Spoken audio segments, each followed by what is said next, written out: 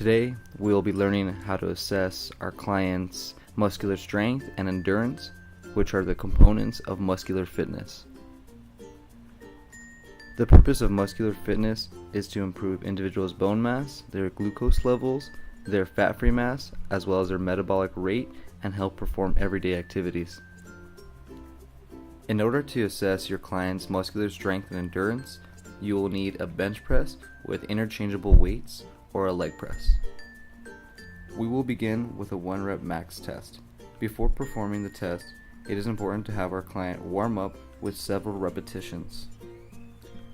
Remember to always have a spotter in order to avoid any injuries. Before performing the 1 rep max test, it is important to have our clients begin with weights being set at 50 to 70% of their perceived capability. For the 1 rep max test, you will need your subject to begin with a comfortable weight. They will then start performing their repetitions without going over 10 of them.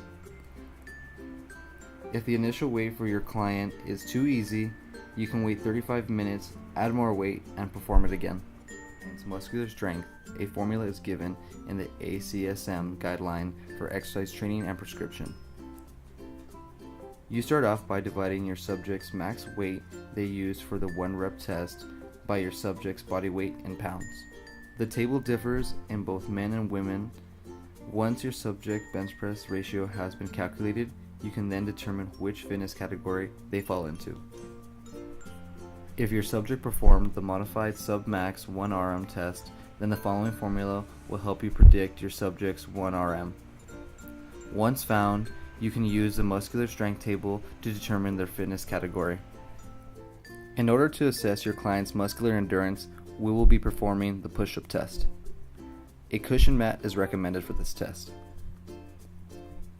Before we begin, it is important to mention the proper form for both men and women when performing the push-up test.